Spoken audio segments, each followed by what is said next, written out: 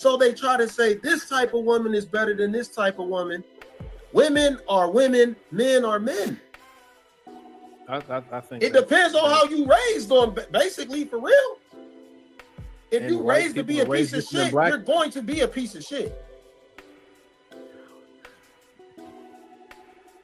I don't think that's based on color or creed or none of that shit. Well, you said it's based on how they raise, and white people raise their women different than black people raise their women. So, you sure? That alone. You sure? You 1,000% sure of that? Well, you just said it. You just said it was. I was using your words. I didn't make that up. No, I'm saying, don't get mad, bro. I'm not trying to argue with you right now. I'm just trying to. It's just too simple to say all women are the same because it's not true. Okay. What do you feel is the difference? Their experiences molds them, and it makes them different in how they act and how they engage with men. Their experiences makes them different.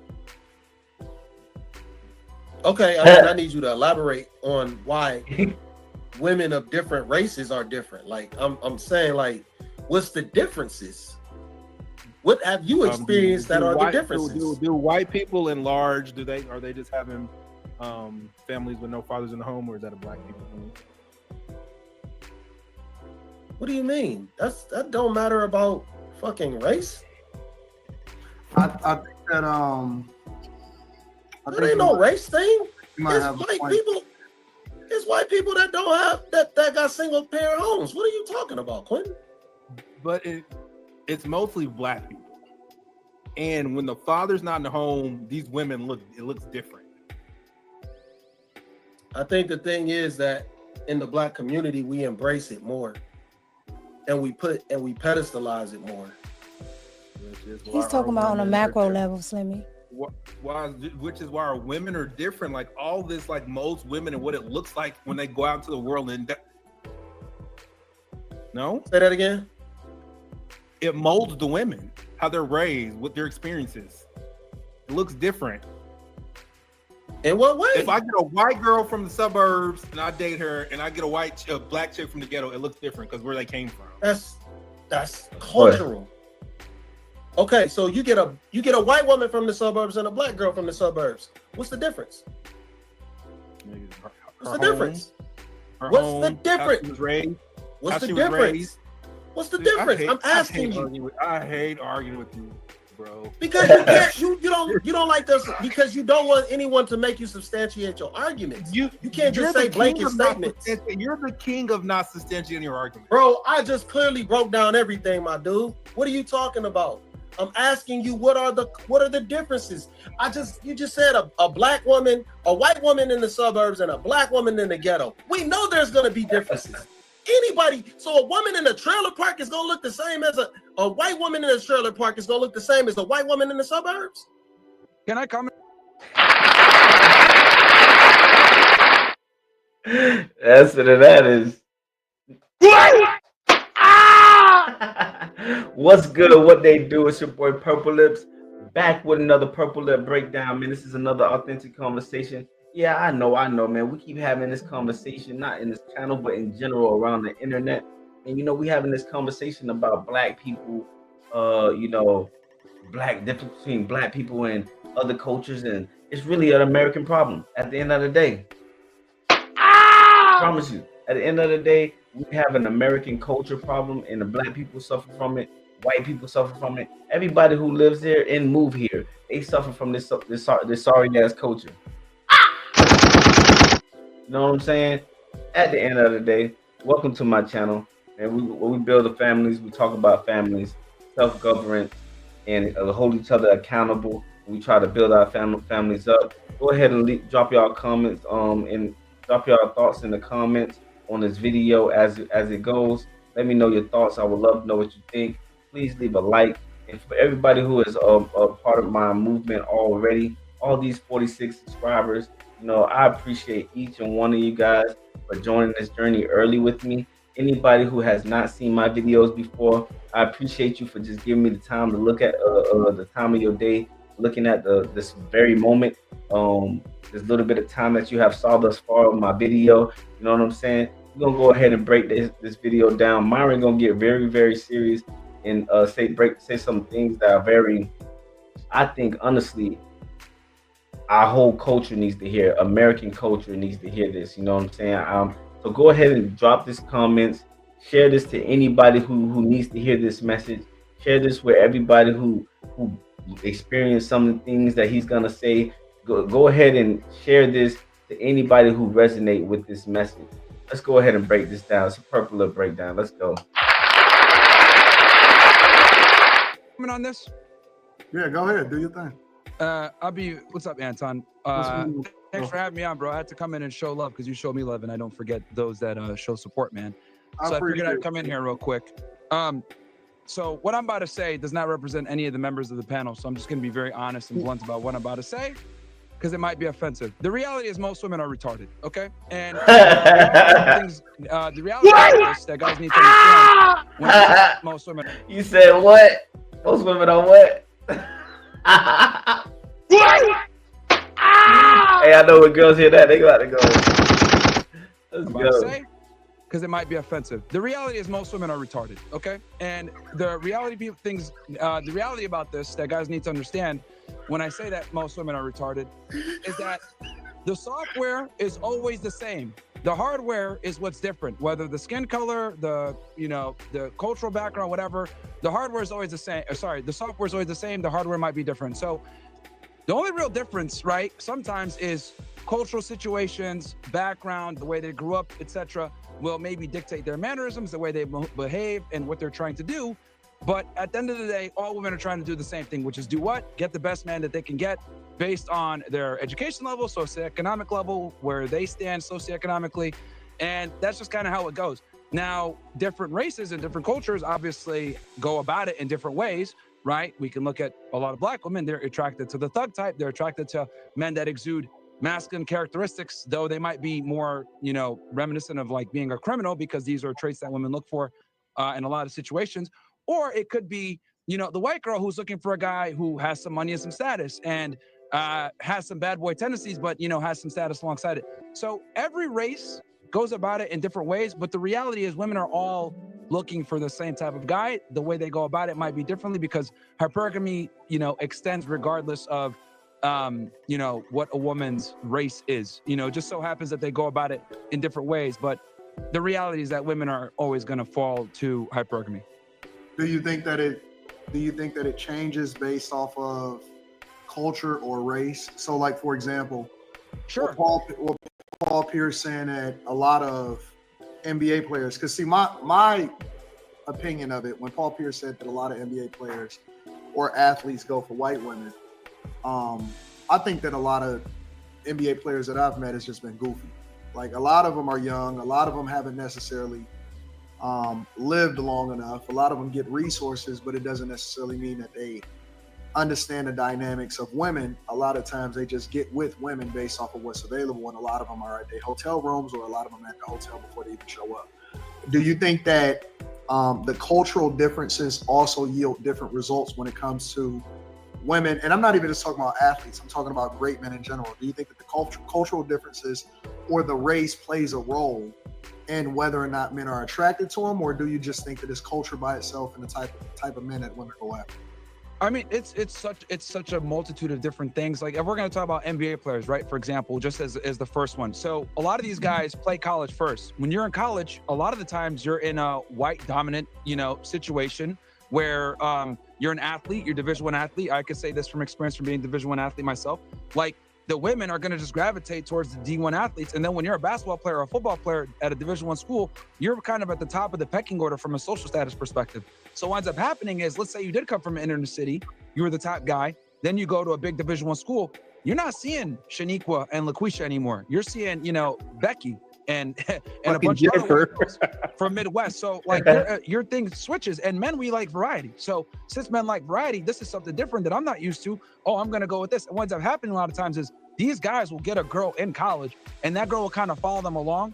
And then, they might have that chick as a woman that was with them when they were playing sports, or they might find a girl once they get into league or whatever. But what I've realized is, like, with men, it just comes down to variety. I don't think men care so much about, everyone has their preferences, of course, but I think what men care about the most is, like, is this girl going to be submissive, not be a pain in the ass? Because a lot of times when men make money and they acquire status, They acquire that money and status, and the first thing they do is get rid of problematic women a lot of the times, right? Yep, he's 100% right. 100% right. And me personally, I got to experience this early at a younger age because I personally, my mom was, thank God for my mom. You know, she put me in position where we went to schools in a good area with diversity. You know, it was diversity, Hispanics all over the place. Or you know, it was just a good area. You know what I mean? And then I played sports and did summer camps and everything over there in the hoods and stuff like that. So I got to see the experience of both. You know what I'm saying? One, yeah, I got the black girls. I'm going over there in the hood areas, and yeah, they're showing us, they're showing me love or whatever, showing me a lot of love, but it's just not the type of attention that you want. Go, what up, big head? You know what I'm saying? The bumps and rough stuff, you know, they're all like trying to tackle you and stuff like. Whereas, you know, I go to school and then these women are just and they're in admiration of who I am, and they're just asking me more important questions. They're more softer. They dress more differently. Let me say. I almost said something crazy, you know what I'm saying? But yeah, nah, you know, like I was able to see the difference at younger ages, and like he's saying, Myron saying, a lot of these guys go through these experiences probably sometimes through high school and college. You know, college it happens to a lot of guys. You know, they get exposed to a different demographic of people. So that's what I wanted to say. I felt like it has a little to do with variety, even though men do like variety when they have the options to, when they're able to. But I think it has more to do with demographics. What's around you? What are the things that are around you? What are you exposed to? So that way you kind of know what to accept and what not to accept, what fit for you and what not fit for you. And that goes for men and women. You know what I'm saying? Them being exposed to a certain demographic, certain environment, that's gonna kind of dictate a little bit of what they figure. That'll give them more of an idea of what fits them best. You know what I'm saying?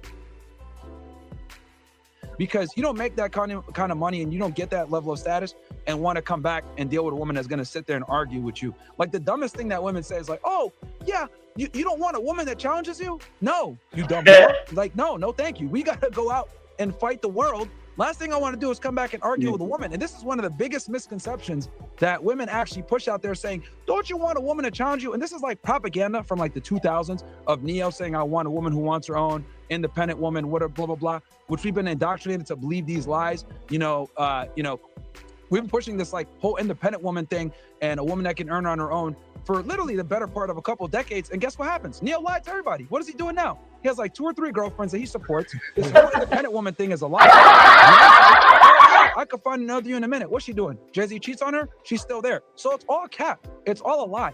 So I think it's really important for people to kind of like deprogram from like what's been pushed, especially in the Black community, when it comes to like, I want a strong independent woman and any of this stuff. That's not what men are looking for. Like, and rest in peace to Kevin Samuels, because he brought this to light more, especially in the Black community, kind of like indoctrinating women, like trying to deprogram women with the indoctrination of like, your career, your status, your title.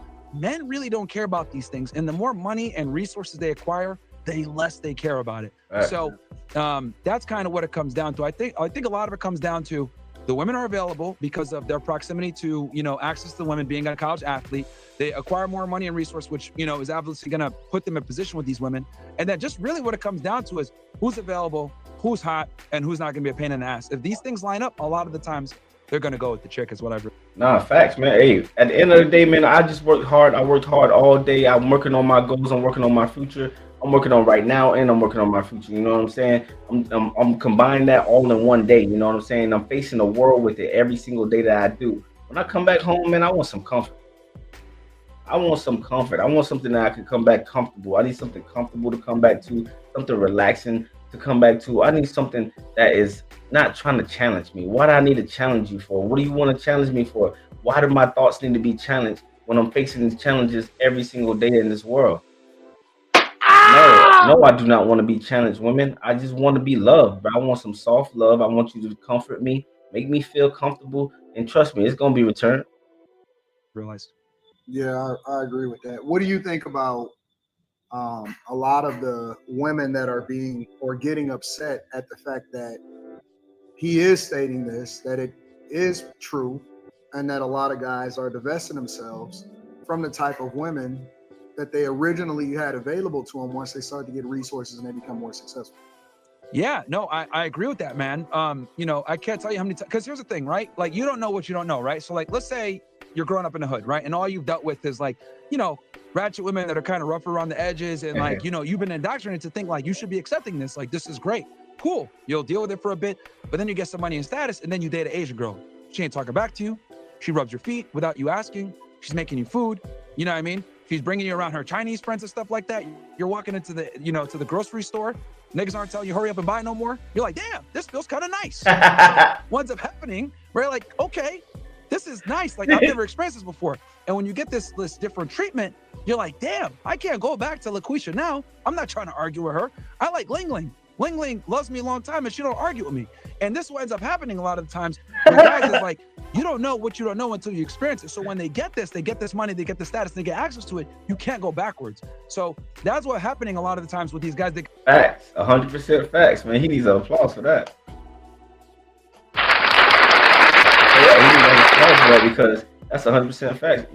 Yo, when you go through that experience, I'm sorry, unfortunately, you don't look for the same characteristics in women. You know what I'm saying? When you go through that experience, there's no way the standards have been risen. There's no way I can go back to someone treating me like this no more. At first, I thought that this was how women, that like you, that's how they supposed to act. That's how they act or whatever. But when I seen this side of it, I got her cooking for me. She's massaging me. She's doing a lot more things that's comforting instead of challenging and combating. You know what I mean? It's not combating. It's not physical combat. It's not verbal combat. It's just all, oh, how are you? How was your day? Not even how was your day. Just here's your plate. You know, massage your feet. Wash your head. You know, she'll wash your face for you. It's just things that they'll do and take initiative towards catering to a man. Versus, you know, coming back home to some more friction. Nobody wants that. Get some status. Like, you just put around women that kind of know their place just off of the imbalance of your status and your income. They know to shut the fuck up and know what it is. So women just naturally know this stuff. But when they know that they have more status than you, they got more money than you, and they could talk back to you, they're gonna do it. But once you reach a certain level of status, women start to be quiet, and it's fantastic. What about the guys that get finessed? So, like, for example, I know that it's a lot of women that make the adjustment because they know that they're around a certain type of guy. And then Q Diddy, you can jump in too, but I just got this one last question. What about the guys that wind up getting finessed? That's the biggest problem. And this happens so much. I mean, me and you have seen it, Anton, probably like in this sphere on, you know, with celebrities every single time, you know, especially with young guys that have a lot of money that like that trick or do some other stuff, especially like on these OnlyFans girls, because like it's a cool thing now to get with these e-thoughts. So that's the biggest problem for guys that have some influence and some status. And this is why it's so important to be like red pill aware, especially when you got some money and status. Like, you have to be even more on point because you have way more to lose. I mean, look at what's going on right now with Shannon Sharp. Like, this is wild, right? But he should have kind of known that this chick being an OF girl, because I guarantee you, like a chick like this, you offer a girl 10 million, most girls would have taken that deal. You know what it is? He promised her a dream and she didn't get it. So now she's going to burn down the house with everything because the vitriol at which she's going at him and how she's trying to make this public and tarnish his name in the process whilst hurting her own reputation, by the way. Like, the fact that she's going so hard tells me that he made some promises to her, like, oh, you're going to be the one, I love you, blah, blah, blah. They're in a long-term relationship, so they probably had some kind of serious talks. So I think, like, what's going on with that situation is he made some promises, he's not keeping them, and now she's pissed off. What was you about to say, Quentin? I was raising my hand to the guy that gets finessed. Oh, you get finessed? I have been. I think it's a part of the journey, though. Like, every single guy has taken it out, whether you were nice to a girl that didn't deserve it, you courted a girl too much, you got stuck in a friend zone. I think every guy has been finessed by a woman, and it's good because it teaches you, because like with men, guys have to like get their, what I've noticed with men, especially from coaching thousands of men, I'll tell them, yo, don't do this. They'll still do it anyway. And then they'll come back to me and say, damn, you were right. And then it makes that learning lesson much more potent because now they felt the burn and they're like, all right, I can, you warned me and I felt it. It's one thing for you to tell them. It's another thing for them to find out as well. And it makes it that much stronger. So a lot of guys, they got to get burned by women. Very few guys like can learn from others and not make that mistake versus most guys have to make that mistake to learn for real a lot of the times, unfortunately. Do you think that it's best that guys get burned early? Because it seems like once guys get resources and get money, 100% early. that it really becomes an issue. The earlier the better. Yeah, and I'm not sure if they learned the lesson. I think early. Once you get money and resources, then she's playing for keeps. Like this girl right now going after Shannon Sharp, she's playing for keeps. So it's like, and they have an incentive to do so. When you're broke and you're a nobody, like, are they incentivized to go after you as hard? Probably not. Then maybe they'll embarrass you in the neighborhood. Oh yeah, weirdo, blah, blah, blah. That's cool. You can move and be fine. But when you got some money and your resources, and this is why it's so bad for young guys. Oh, dude. The young guys that like aren't red pill aware and get some money and status, they get cooked the worst. It's better for you to almost like be broke, make these mistakes as you're coming up, then get the money, understand women, and then you're in a much more, you're in a much better position because then you can mitigate the risk, or you already know how to deal with certain women off of how they come at you. You're like, oh yeah, this girl's a thought, I gotta deal with her this way. Okay, this girl, I can maybe let her in a little bit, but like you get that wisdom from failing, and you gotta fail it. You almost gotta fail when you're broke, because you kind of see how you see the real side of females. Like when you don't have all your stuff together, you don't have money like that yet.